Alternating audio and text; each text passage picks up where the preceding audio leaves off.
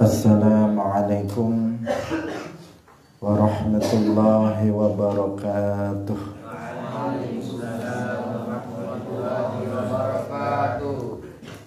Alhamdulillahi rabbil alamin. Lahul ni'matu wa lahul fadlu wa lahus sana'ul hasan. Wassalawatullahil barrir rahim wal malaikatil muqarrabin ala sayyidina wa maulana Muhammadin wa ala alihi wa ashabihi tayyibin tahirin. Allahumma la sahla illa ma ja'altahu sahla wa anta taj'alul hazna idza syi'ta sahla. Allahumma arzuqna al-ikhlasa fi an-niyyati wal qawli wal amal. Wa ba'du. Ila an-nabiyil Mustafa sallallahu alaihi wasallam wa ikhwanihi minal anbiya'i wal mursalin wa syuhada'i was salihin, khususan ila sultanil awliya Syekh Abdul Qadir Al-Jilani wa Syekh Ahmad Ar-Rifa'i wa Syekh Haidina Naqsyabandi wa Syekhina Abdullah Al-Harari wa ila arwahi muassisi jam'iyyati Nahdlatul Ulama Syekh Muhammad Hashim Ash'ari wa Syekh Bisri Sansuri wa Syekh Abdul Wahhab Hasbuwah wa ila arwahi jami'i ahli al-qubur minal muslimin wal muslimat. Al-Fatihah. A'udzu billahi minasy syaithanir rajim. Bismillahirrahmanirrahim. Alhamdulillahi rabbil alamin. Ar-Rahmanir Rahim. Maliki yaumiddin. Iyyaka na'budu wa iyyaka nasta'in. Ihdinas siratal mustaqim. Siratal ladzina an'amta 'alaihim ghairil maghdubi 'alaihim waladdallin. Amin. Hadirin hadirat kaum muslimin muslimat, pemirsa Madu TV rahimakumullah. Alhamdulillah, kita bersyukur kepada Allah Subhanahu wa taala.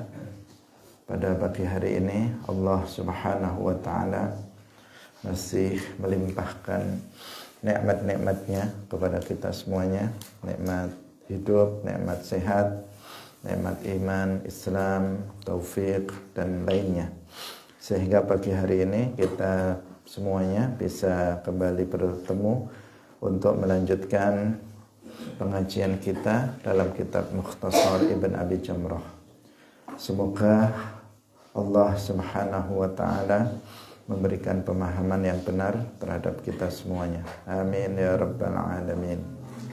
Salawat dan salam semoga tetap terlimpahkan kepada Nabi Agung, makhluk termulia, khatamun nabiyyin wal mursalin, sayyiduna wa maulana Muhammad sallallahu alaihi wasallam, para sahabatnya, keluarganya, serta seluruh umat Islam yang mengikuti beliau ila yaumil qiyamah.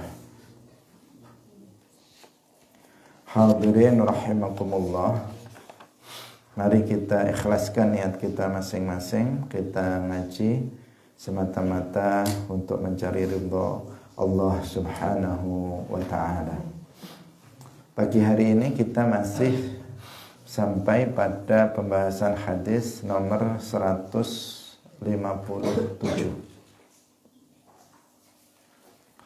Qala al-musannif rahimahullahu ta'ala anil Nu'man ibn Muqarrin annahu qala syahidtul qitala ma'a Rasulillahi sallallahu alaihi wasallam wa kana idza lam yuqatil fi awwalin nahari intadhara hatta tahubbal arwahu wa tahdhuras salatuh.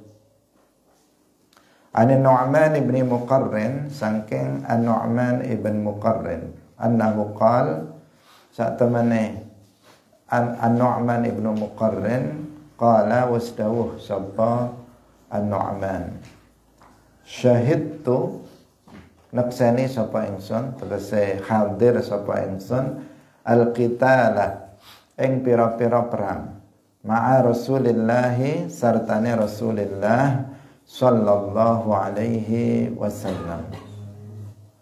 Wa kana lan ana sapa Kanjeng Nabi iku idza lam yuqatil tatkalane ora perang sapa Kanjeng Nabi fi awwalin nahari ing dalem kawitane awan intadzara mongko nunggu sapa Kanjeng Nabi nunggu perang sapa Kanjeng Nabi hatta tahubbal arwahu hatta tahubba sehingga berhembus apa al arwahu pira-pira angin wa tahdura lan hadir apa as-salatu salat tegese salatu zuhri salat zuhur. Diriwayatkan dari An-Nu'man ibni Muqarrin bahwasanya beliau berkata syahidtul qitala ma'a Rasulillah, aku hadir. Syahidtu di situ bersaksi, yang dimaksud beliau itu hadir. Beliau mengatakan aku hadir dalam beberapa para peperangan bersama Rasulullah. Hadir berarti dia ikut dalam peperangan di mana di situ ada Rasulullah sallallahu alaihi wasallam. Wa kana idza lam yuqatil, dan Rasulullah itu apabila beliau tidak berperang fi awwalin nahar pada awal siang berarti pada pagi hari, maka Rasulullah menunggu perang sampai angin berhembus dan sholat sudah waktu sholat zuhur atau sholat zuhur itu sudah tiba. Tahubbul arwah, pertama perlu kita perjelas terlebih dahulu. Tahubbul arwah, arwah di situ adalah jamak dari rih. Jamak dari rih. Bukan jamak dari ruh. Karena ada dua di sini. Arwah itu sering menjadi jamak dari ruhun. Ruhun arwah. Ila ruhi fulan. Ila arwahi fulan. Tapi dalam hadis ini arwah itu adalah jamak dari rih yang artinya angin. Rih itu jamaknya yang biasa itu riyah. Riyahun itu jamak dari rihun, riyahun. Tetapi ada rihun karena rih ya-nya itu asalnya adalah wawu, itu jamaknya adalah arwah. Ini penting diperhatikan karena kalau enggak kalian beri catatan khusus nanti akan kamu beri makna ruh. Nanti maknanya akan berbeda. Hatta tahubba al-arwah nanti menjadi sampai berhembus ruhnya. Berhembus ruhnya itu mati mungkin yang dimaksud jadinya. Jadinya akan seperti itu. Kemudian juga yang perlu diperhatikan kata ruh itu berlaku untuk mudzakkar dan muannas. Jadi kalau kita menyebut misalnya ruhu Zaid, ruhu Zaidin ila ruhi Zaidin boleh. Atau ruhu Aisyata, ruhu Aisyata. Misalnya ila ruhi Zaidin, ila ruhi Aisyata, ila ruhi Abi, ila ruhi Ummi, itu sama ya. Karena sering kita ada sebagian yang tidak memahami. Ketika perempuan dia mengatakan ila ruhati, dikasih tak setelah ruh, ila ruhati fulan. Yang lebih parah, dia menggunakan istilah ila ruhaniyati. Ila ruhaniyati Aisyah misalnya. Ila ruhaniyati. Itu kesalahan fatal ya. Kesalahan yang sangat fatal. Karena kalau ruhani yang mudzakarnya ruhani, kemudian diberi tak kalau muannas ruhaniyatu, itu maknanya sudah jauh berbeda. Ruhaniyah itu adalah mereka yang ahli-ahli atau ahli-ahli perdukunan, ruhaniyah. Itu seperti itu, bukan artinya ruh. Jadi kalau ruh itu bisa untuk mudzakkar, bisa untuk muannas, sehingga nggak perlu dirubah kalau menyebut ruhnya seorang perempuan. Kita mengatakan ila ruhi fulan atau ila ruhi fulanah, sama saja. Jadi sama menggunakan kata ruh, karena ruh itu mudzakkar dan juga untuk muannas. Itu hanya kata ya, karena kita berkaitan dengan istilah tahubbul arwah. Arwah di sini adalah jamak dari rih, yang artinya adalah angin, bukan artinya ruh. Karena maknanya itu sangat jauh. Hadirin rahimakumullah. Kemudian dalam hadis ini disebutkan bahwa Rasulullah Shallallahu Alaihi Wasallam itu berperang, ada kalanya di awal siang, berarti di pagi-pagi sekali. Yang kedua, beliau perang itu setelah zuhur, hatta tahubbal arwah wa tahdhuras shalah, artinya sampai siang, sampai angin berhembus dan waktu zuhur sudah tiba, kemudian melaksanakan sholat zuhur, baru kemudian melakukan peperangan. Jadi ada kalanya perang itu dilakukan di pagi hari, pagi-pagi, dan ada kalanya di setelah sholat zuhur, bukan menjelang pelaksanaan sholat zuhur, karena ada kaitannya dengan sholat di sini. Sholat kita ini dalam permasalahan yang lainnya, bukan hanya dalam peperangan, tetapi dalam hal-hal kegiatan yang lainnya, kita juga harus memperhatikan waktu-waktu sholat ketika kita akan melaksanakan kegiatan. Tidak diperbolehkan kita melaksanakan sebuah kegiatan yang disebabkan dengan kegiatan itu, maka kita akan meninggalkan sebuah kewajiban. Itu nggak boleh. Kegiatan seperti itu menjadi hukumnya haram. Misalnya melakukan safar, bepergian.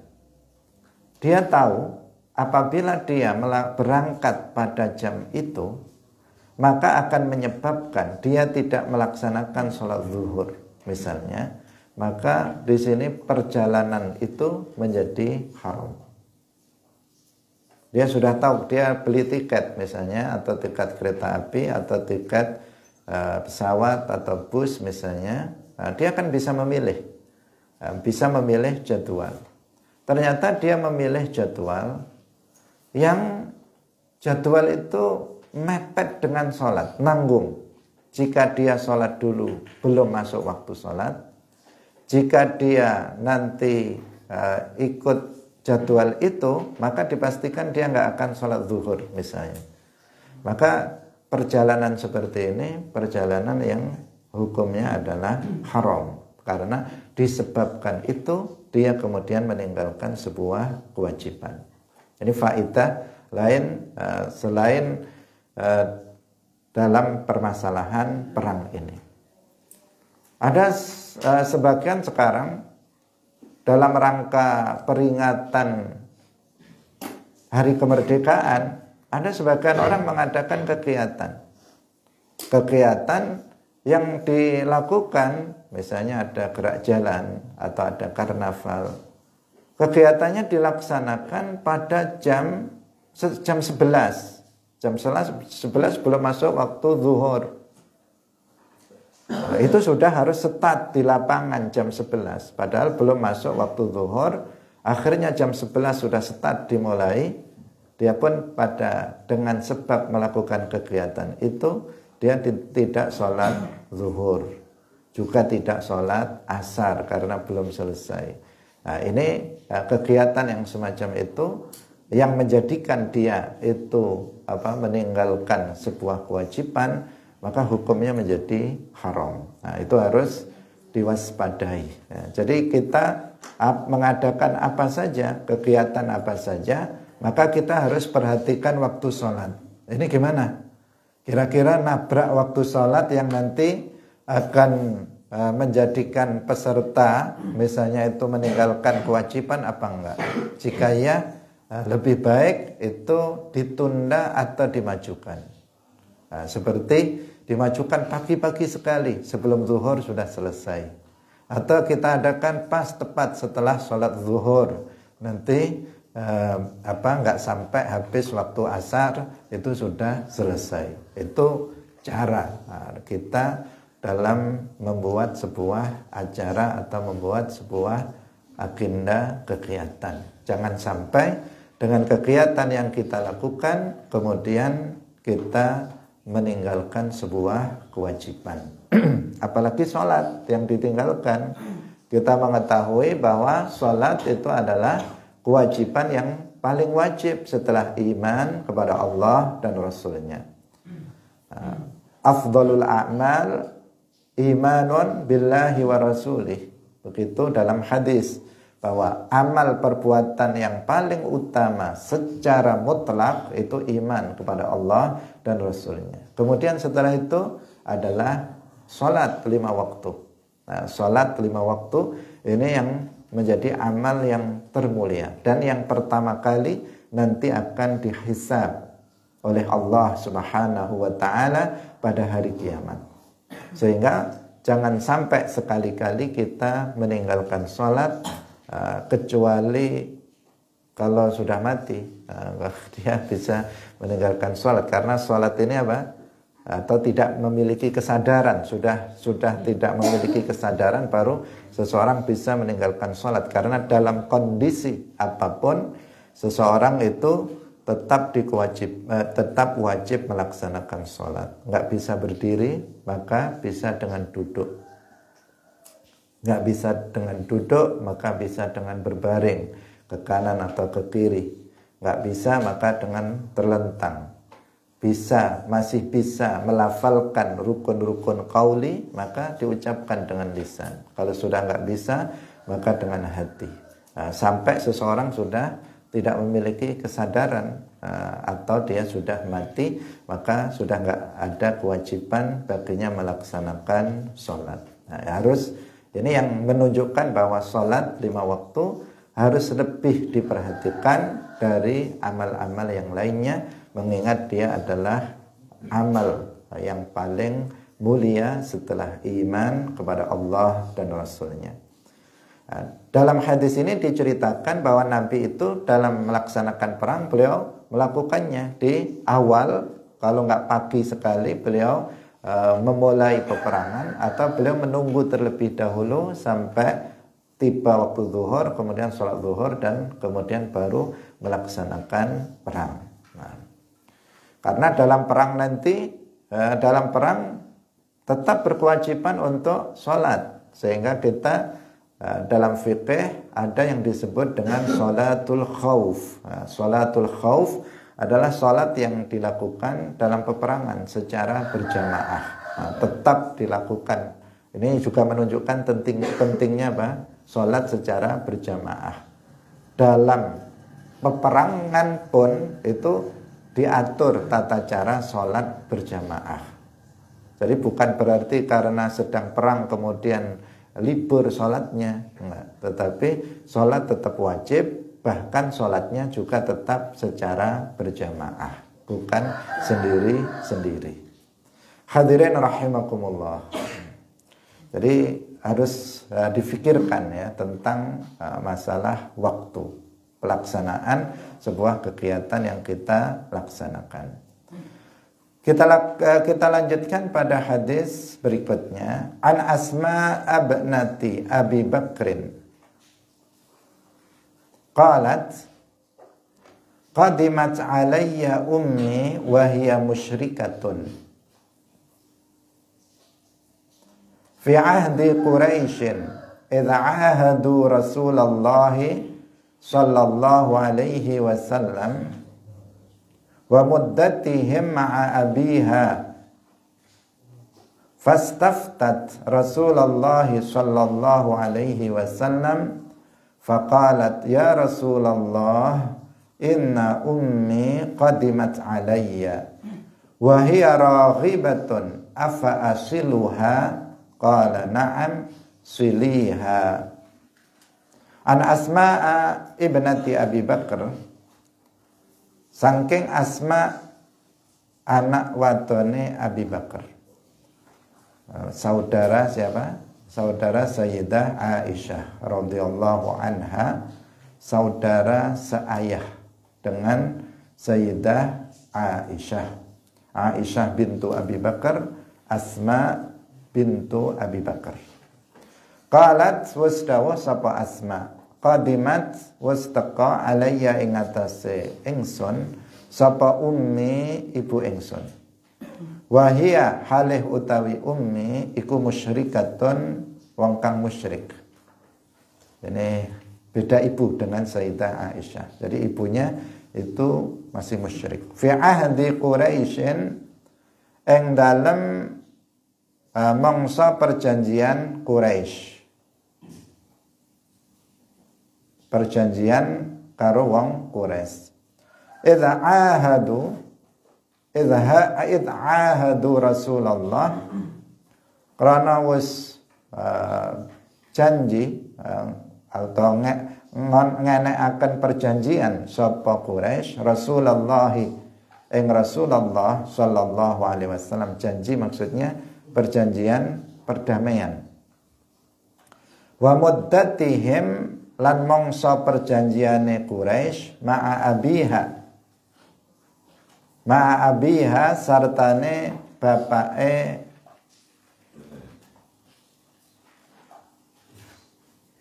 bapake ummi. Bapake ummi namanya Al-Haris. Fastaftat nuli njaluk fatwa sapa ummi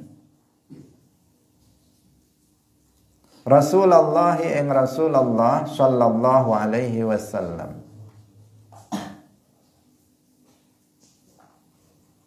Sebentar ya, ini kok Asma sepertinya. Qadimat alayya ummi wa hiya musyrikatun fi ahdi Rasulillah fi ahdi Quraisyin idza ahadu Rasulullah sallallahu alaihi wasallam wa muddatihim ma'a abiha fastaftat Rasulullah sallallahu alaihi wasallam faqalat ya Rasulullah.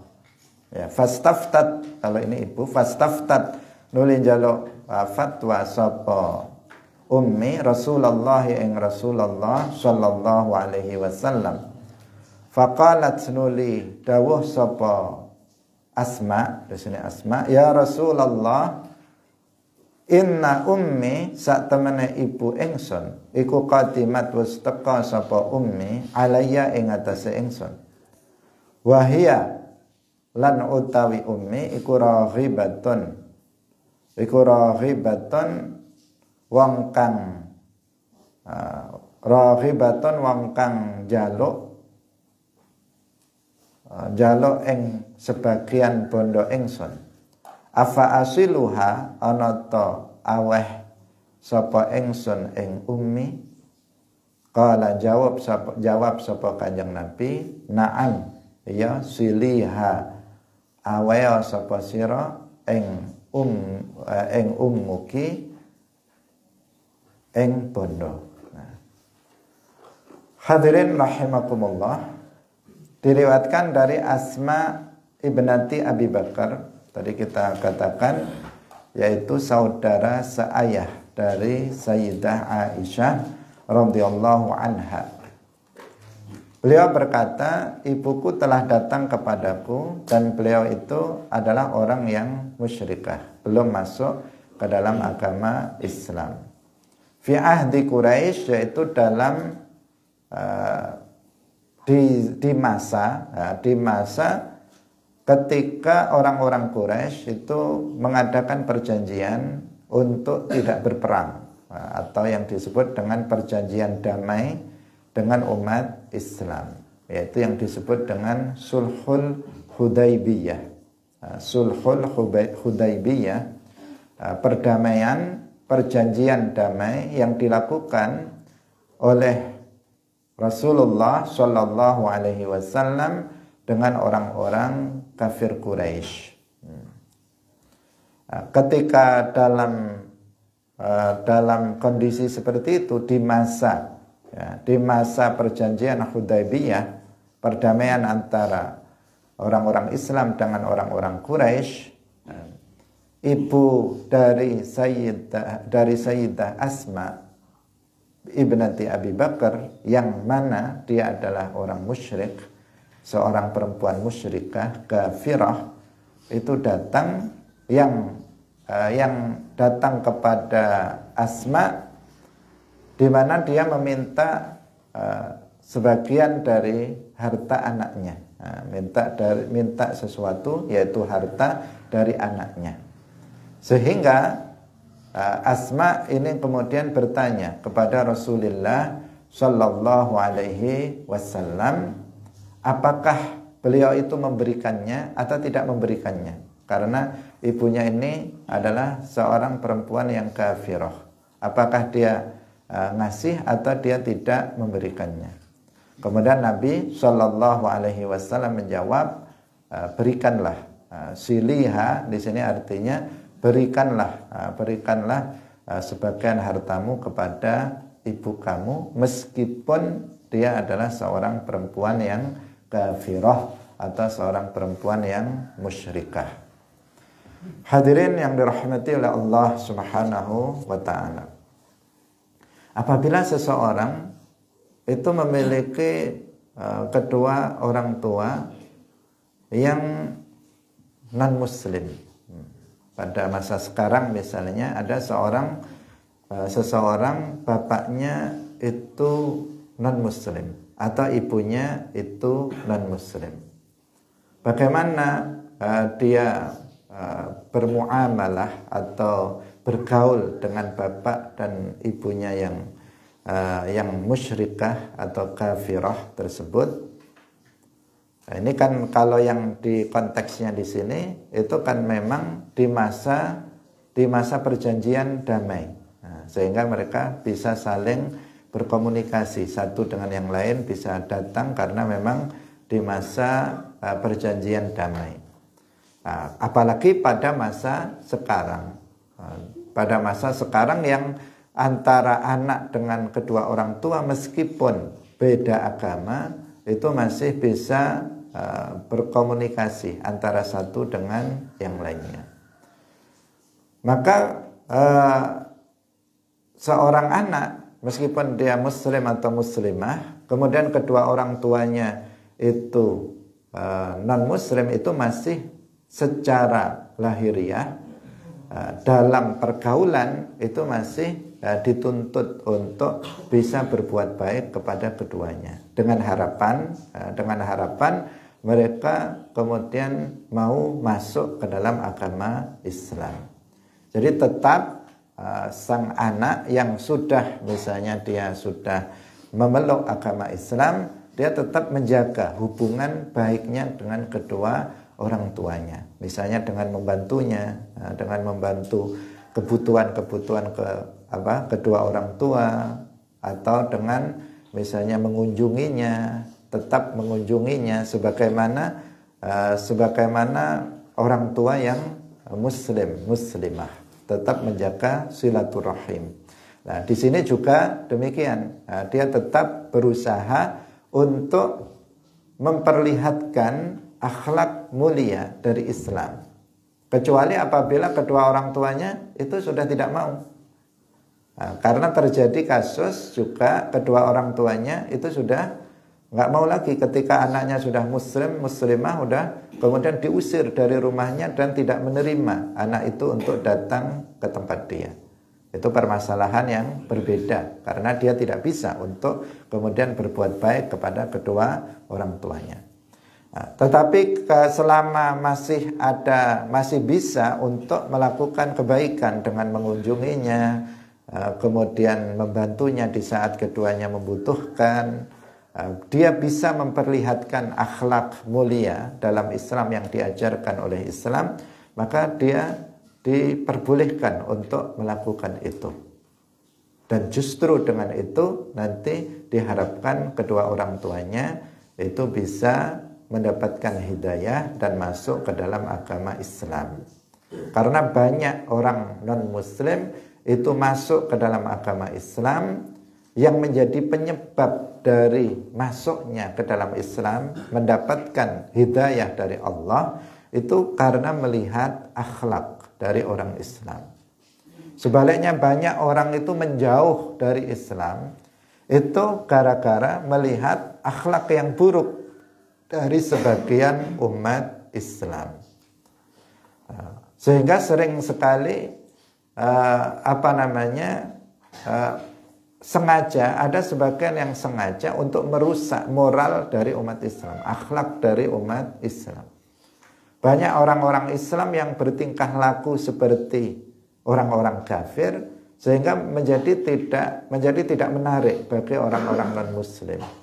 Bahkan Islam itu kemudian diwacanakan sebagai sebuah agama yang keras, sebuah agama yang radikal, sebuah agama yang bengis dan sebagainya. Sengaja di framing seperti itu agar orang itu menjauh dari Islam. Padahal Islam yang sesungguhnya itu mengajarkan akhlak yang mulia, mengajarkan berbuat baik kepada siapa saja. Akhlak Islam itu lembut, sopan, baik, damai dan sebagainya. Akhlak-akhlak mulia itu yang dituntunkan oleh Rasulullah Shallallahu Alaihi Wasallam kepada kita, dan itu yang telah berhasil untuk kemudian menjadikan banyak orang mendapatkan hidayah Allah karena ta'ajub dengan akhlak umat Islam. Itu yang harus kita pertahankan, yang harus kita pertahankan dalam rangka untuk dakwah. Ketika kedua orang tua misalnya dia non-muslim, kemudian anaknya yang sudah masuk ke dalam agama Islam, sekarang bertambah baik kebaikannya kepada kedua orang tuanya, tutur katanya baik, suka berkunjung, kemudian suka membantu, maka ini akan menjadi sebab kedua orang tuanya itu bisa masuk ke dalam agama Islam. Tetapi tentu saja harus diwaspadai. Nah, dalam hal ini ketika sudah beda agama harus diwaspadai hal-hal yang misalnya menyebabkan itu nanti terjadi kekufuran atau kemaksiatan. Jika kedua orang tuanya misalnya meminta sesuatu hal atau menyuruh melakukan sesuatu hal yang kufur, maka tentu saja anak tidak boleh mengikutinya. Misalnya orang tuanya non-muslim, kemudian bapaknya atau ibunya itu mengatakan, nak tolong antarkan saya ke gereja, saya mau beribadah di gereja, beribadah kepada selain Allah. Maka tentu saja anak di sini menolaknya, menolak untuk melakukan itu, karena dalam Islam al-i'anatu 'alal kufri kufrun, membantu melaksanakan suatu kekufuran hukumnya adalah kufur. Wal i'anatu 'alal ma'siyati ma'siyatun, dan membantu seseorang untuk melakukan maksiat adalah maksiat. Kedua orang tuanya misalnya mengatakan, nah itu ada babi tolong disembelihkan misalnya.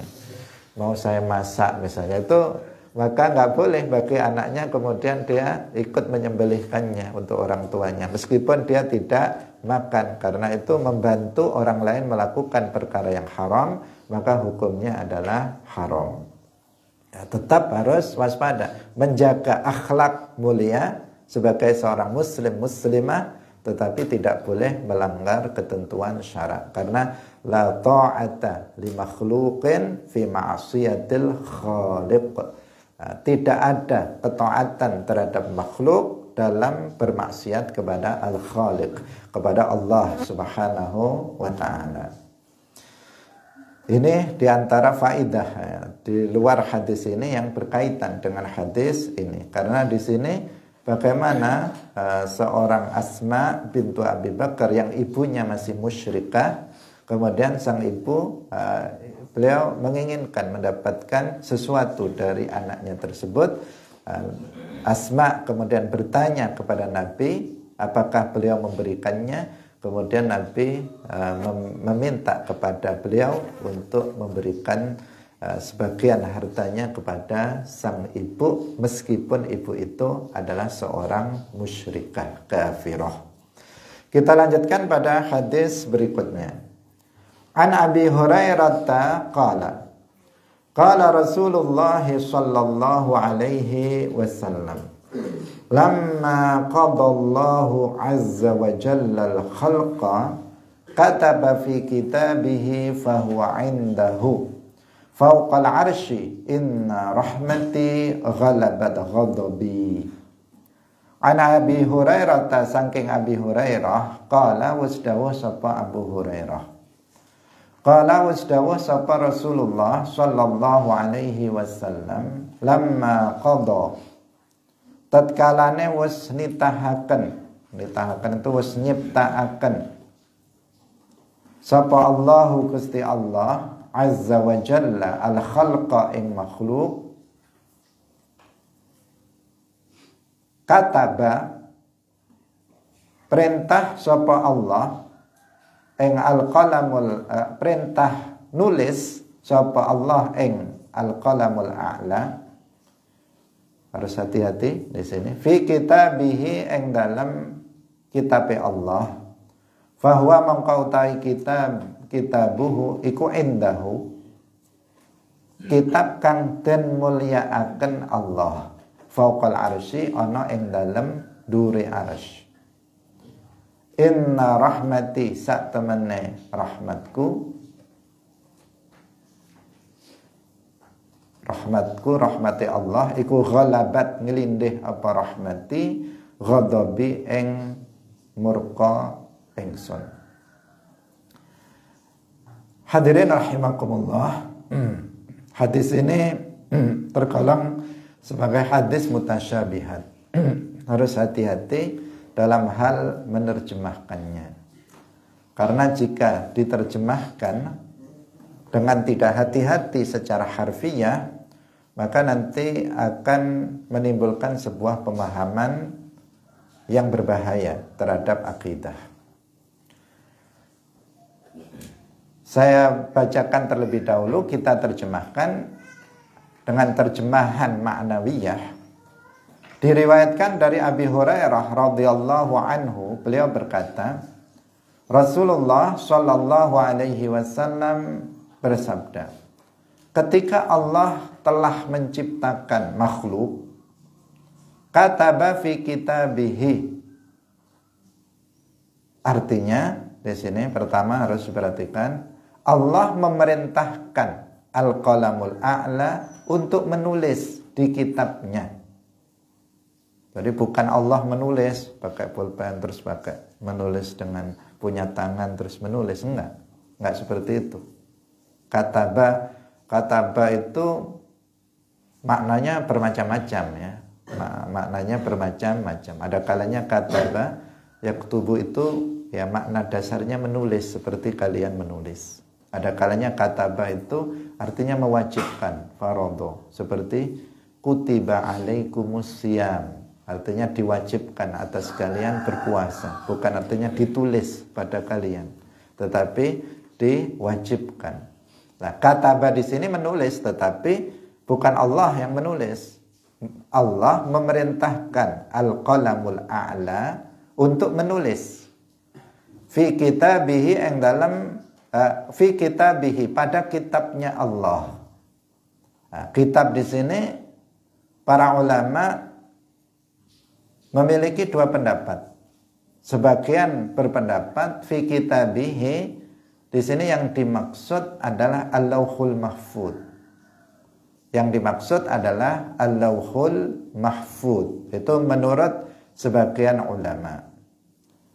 Sebagian ulama mengatakan kitabihi ini adalah kitab yang lain. Nah, ada alkitab yang lainnya yang bukan al-lauhul mahfuz yang berada di atas arsy. Fahuwa indahu di sini fahuwa indahu, dan kitab itu indahu. Indahu di situ bukan artinya di sisi. Karena indah itu makna dasar. Indah artinya di sisi. Misalnya Ahmad yajlisu indi. Misalnya Ahmad itu duduk di sisiku. Artinya di sampingku. Itu makna dasar dari kata indah. Nah, di sini fahuwa indallah fauqal arsy bukan berarti bahwa Alkitab itu ada di atas arsy dan Allah juga ada di atas arsy, bukan seperti itu. Kemudian kitab itu ada di sampingnya Allah, bukan seperti itu. Nah, ini harus diwaspadai, maknanya bukan seperti itu. Tetapi fahuwa indahu fauqal arsy artinya kitab, Alkitab itu bisa al-lauhul mahfuz atau kitab yang lainnya, itu berada di atas arsy, musyarrafun indallah.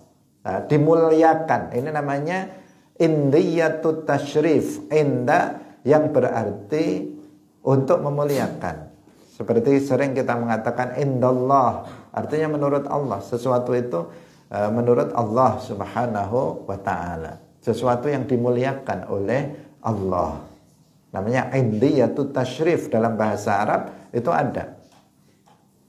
Jadi bagaimana memaknainya?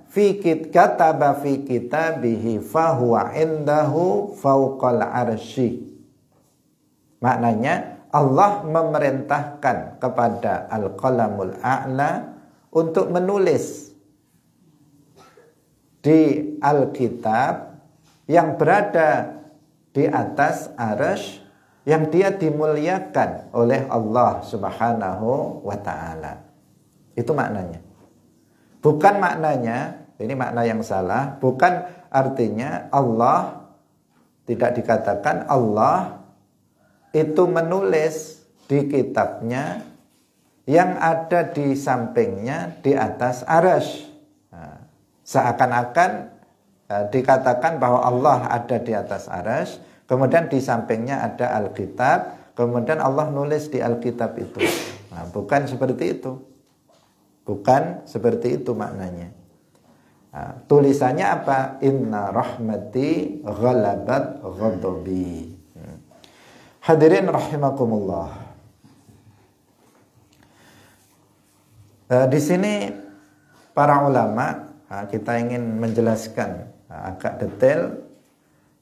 Tadi kita katakan bahwa para ulama memang berbeda pendapat tentang posisi al-lauhul mahfuz. Apakah al-lauhul mahfuz itu letaknya di atas arsy atau di bawah arsy? Nah, di bawah arsy atau di atas arsy? Itu yang diperselisihkan di antara para ulama. Sebagian ulama mengatakan al-lauhul mahfuz itu berada di atas arsy. Maka yang dimaksud dengan kitabihi di sini adalah al-lauhul mahfuz. Sebagian ulama mengatakan bahwa al-lauhul mahfuz itu ada di bawah arsy, bukan di atas arsy.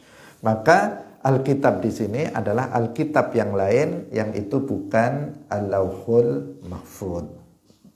Itu yang pertama.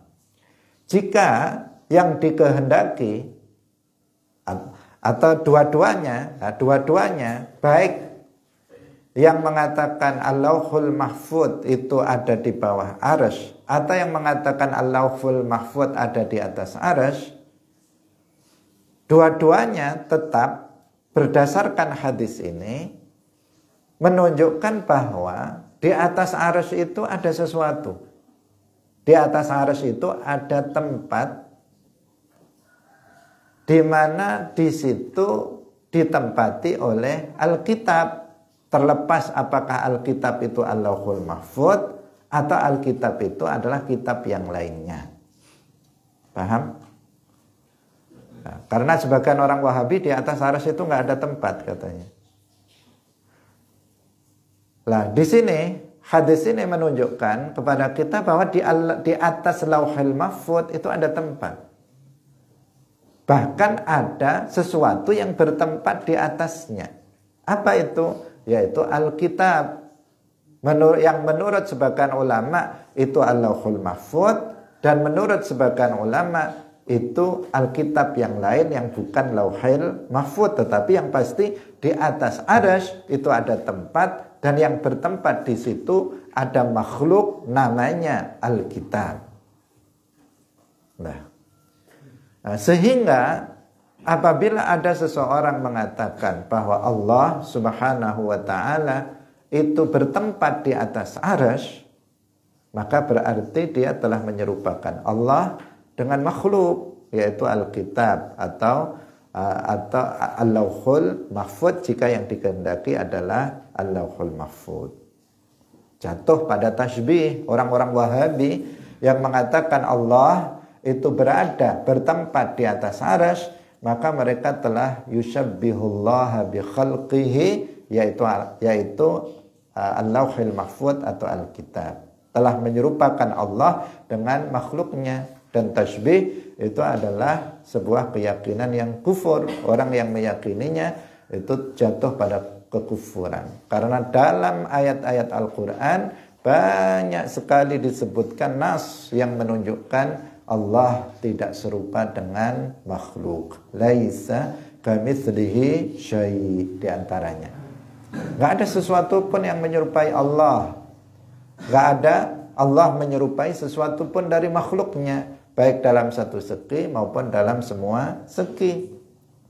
Nah, sedangkan orang Wahabi yang mengatakan Allah itu bertempat di atas arsy, maka mereka telah menyerupakan Allah dengan makhluknya, namanya apa? Al-Lauhul Mahfud atau Alkitab menurut sebagian ulama yang lainnya. Yang pasti di atas arsy, dalilnya hadis ini. Dalilnya hadis ini mengatakan fahuwa indahu fauqal arsy. Nah, kitab itu ada fauqal arsy, di atas arsy. Nah, kalau seseorang mengatakan Allah itu di atas arsy, maka dia telah menyerupakan Allah dengan Alkitab. Itu dari sisi itu sangat nyata tasbihnya. Meskipun kalaulah seandainya di atas arsy itu tidak ada makhluk, tetapi seseorang mengatakan Allah itu bertempat di atas arsy sendirian, nggak ada yang lainnya, maka itu juga tasbih. Karena sekedar mensifati Allah dengan bertempat, itu sudah mensifati Allah dengan sifat makhluk. Dan mensifati Allah dengan sifat makhluk itu juga sebuah kekufuran. Wa ma wasafallaha bima'nan min ma'anil bashari faqad kafar, kata Imam Abu Ja'far At-Tahawi. Barang siapa yang mensifati Allah dengan salah satu sifat dari sifat manusia, maka dia telah kufur. Ketika dia mengatakan Allah itu duduk, maka dia telah mensifati Allah dengan sifat manusia. Ketika dia mengatakan Allah itu bertempat, maka dia telah mensifati Allah dengan sifat manusia atau makhluk secara umum. Dan itu adalah sebuah kekufuran. Sesuatu yang bertempat itu pasti memiliki ukuran juga. Ada kalanya dia lebih kecil dari tempatnya, sama dengan tempatnya, atau lebih besar dari tempatnya. Dan sesuatu yang memiliki ukuran itu membutuhkan kepada yang lainnya yang menjadikannya pada ukuran tersebut. Dan sesuatu yang membutuhkan kepada yang lainnya berarti dia ajiz, dia lemah. Dan sesuatu yang lemah dipastikan bukan Tuhan. Karena nggak mungkin alam semesta yang begitu luar biasa ini diciptakan oleh zat yang lemah. Nggak mungkin. Pasti diciptakan oleh zat yang maha kuasa. Nah, hadirin yang dirahmati oleh Allah Subhanahu wa ta'ala, maka batallah akidah Wahabiyah, kelompok musyabbihah yang mengatakan bahwa Allah itu bertempat atau bersemayam di atas arsy. Bahkan akidah orang-orang Wahabi ini sudah dibantah oleh Sayyiduna Ali ibn Abi Thalib radhiyallahu anhu jauh sebelum kemunculannya Wahabi.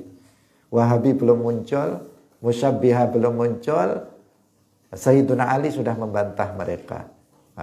Tentu saja tidak secara langsung, tetapi pernyataan beliau, penegasan beliau, Misbahut Tauhid Sayyiduna Ali ibn Abi Thalib itu bisa menjadi bantahan terhadap kelompok Wahabi ini. Beliau mengatakan, Innallaha khalaqal arsya izharan liqudratihi wa lam yattakhidhu makanan lidzatihi.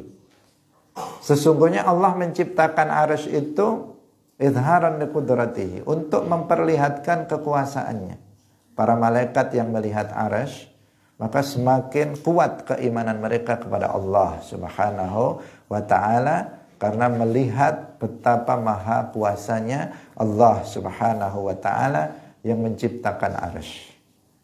Walam yattakhidhu makanan lidzatihi. Beliau menegaskan Allah menciptakan arsy bukan untuk dia jadikan sebagai tempat bagi zatnya.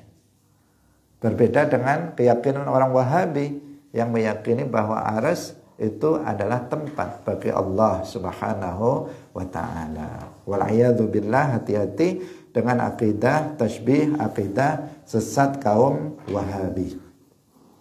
Hadirin rahimakumullah. Kemudian tertulis dalam Alkitab, kita kembali kepada hadis, tertulis di Alkitab, apakah kita Allahul Mahfudz atau yang lain, yang jelas Alkitab itu ada di atas arsy.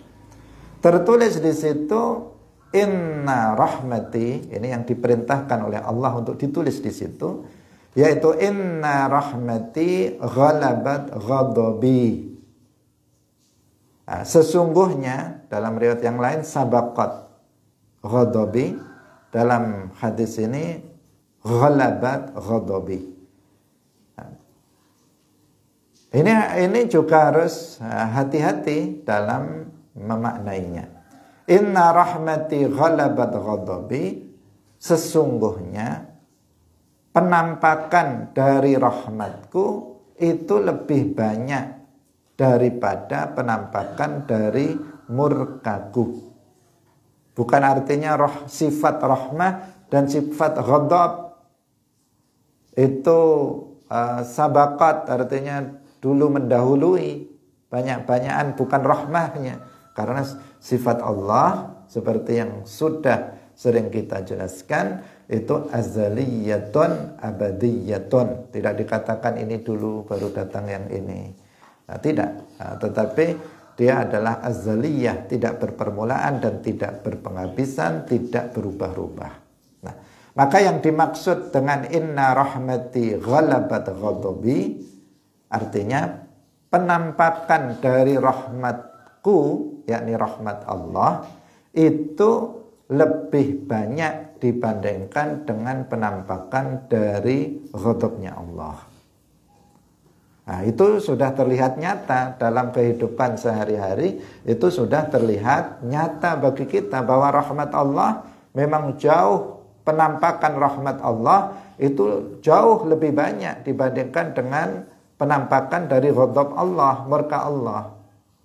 Sekarang kita misalnya kita sehat, sesekali saja sakit.